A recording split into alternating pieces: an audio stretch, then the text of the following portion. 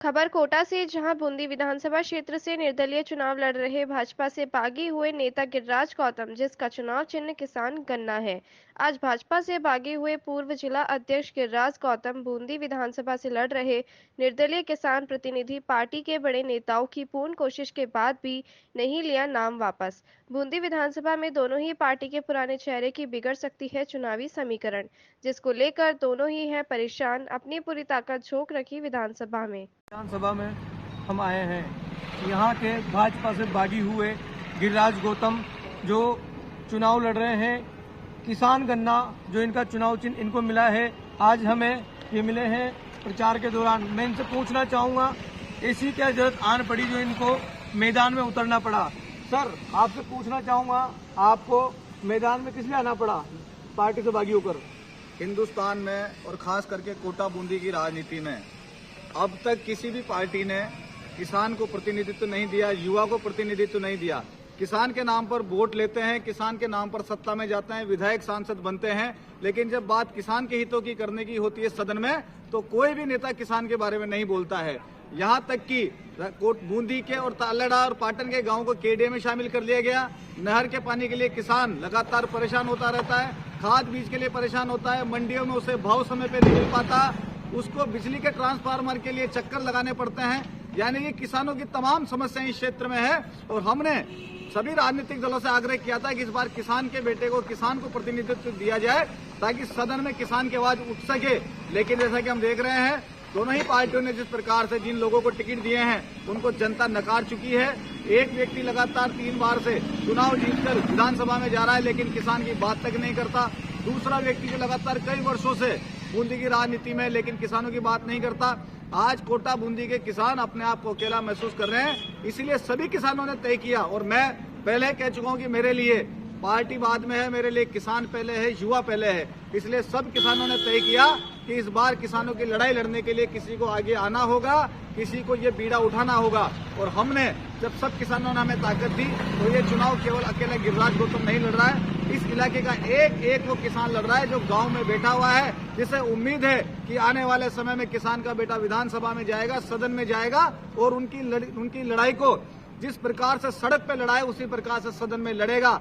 आज मैं जिन गांव में जा रहा हूं, देख पा रहा हूं कि किसान इतने परेशान है, महिलाएं, मेरी माताएं, बहनें, लोगों को पीने का पानी नहीं है, समय पर बिजली नहीं है, सड़क नहीं है, हर व्यक्ति परेशान है। और यहाँ तक कि इतनी भयंकर नाराजगी है कि इन नेताओं को वो लोग वोट तक नहीं देना चाहते। वो वोट नेताओं से मैं मुद्दे पर देखूं, जब आप गांव में प्रचार के लिए जा रहे हैं तो कुछ ना कुछ समस्याएं जिनके मुख्य मुद्दे हैं, नाली, सड़क, रोड, ये तो चलते ही हैं। मुख्य वादे जो इन्होंने पिछली बार किए थे वो पूरे हुए नहीं हुए, और अभी भी समस्याएं चल रही होगी। मुझे खुद को विश्वास नहीं हो रहा कि ऐसा संपन्न इलाका जहाँ इतना अच्छा पानी है, मिट्टी है, वातावरण है, उस इलाके के गांवों में इतनी समस्या है। और उसका प्रमुख कारण यही है कि ये विधायक जो जीत के जाते हैं, सांसद जो जीत के जाते हैं, वो एक बार वोट लेने के बाद दोबारा गांव में जाते ही नहीं है। वहाँ की मैंने जब महिलाओं से बात की, माताओं से बात की, तो उन्होंने कहा हमारे पास पीने का शुद्ध पानी नहीं है, हमारे पास विकास के लिए, रोजगार के लिए कोई साधन नहीं है। यहाँ के सारे गांव मजदूरी करने शहर में जाते हैं, उन्हें समय पे भाव नहीं मिल पाता।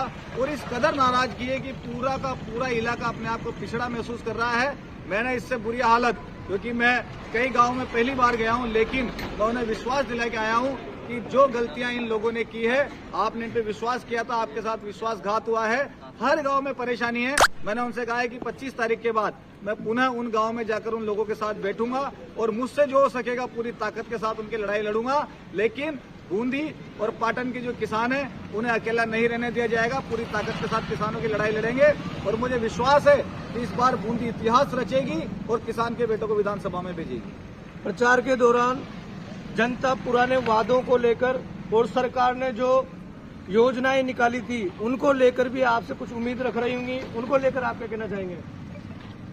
जनता इस कदर परेशान है कि जो उनके मूलभूत अधिकार हैं, जो केंद्र और राज्य की सरकारों द्वारा चलाए जा रहे हैं, वो भी उन तक नहीं पहुंच पा रहे हैं। न उन्हें कई गांव में तो मैंने देखा प्रधानमंत्री के आवास ही नहीं है, शौचालय नहीं है, मुख्यमंत्री जी जो घोषणाएं करते हैं वो धरातल पे नहीं उतरती है। उसका मुख्य कारण यही है कि जो स्थानीय जनप्रतिनिधि है वो लोगों के बीच में नहीं जाता है, और जब तक स्थानीय जनप्रतिनिधि गांव में लोगों के बीच नहीं जाएगा उनकी समस्याएं दूर नहीं हो सकती है। ये लोग केवल वोट लेने आते हैं और वोट लेने के बाद 5 साल तक गायब हो जाते हैं। इसीलिए सारी समस्याएं, कई लोगों को राशन कार्ड चालू नहीं है, कई के मकान टूटे हुए हैं, कई को मुआवजा अभी तक नहीं मिला, कई लोगों की सिवाई चक जमीन है जिन पे वो रोजी रोटी कमा रहे हैं उनके खातेदारी नहीं लगी, कई लोगों को नहर का पानी नहीं मिल पा रहा है। तो ये तमाम समस्याएं किसान पीड़ित है, और हमने इसी संकल्प के साथ ये चुनाव लड़ने का फैसला किया है, क्योंकि मैं मानता हूँ केवल चुनाव नहीं एक आंदोलन है, और इस आंदोलन को हम जन जन तक पहुंचाएंगे।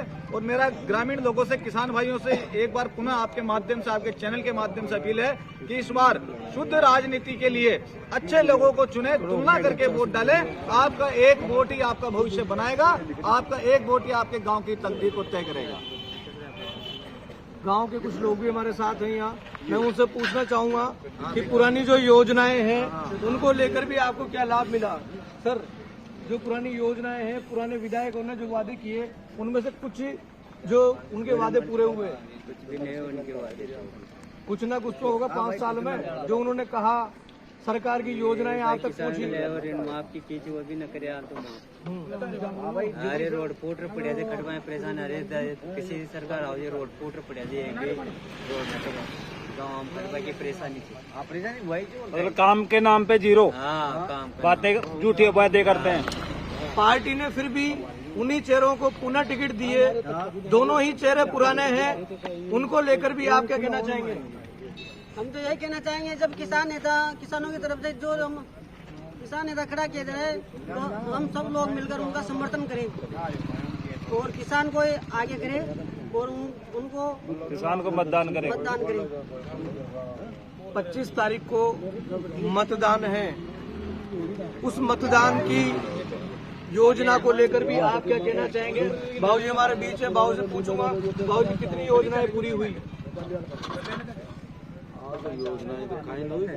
सरकार ने पिछले 5 साल में योजनाएं निकाली थी, उनमें से कौन कौन सी योजनाओं का काम हुआ या नहीं हुआ?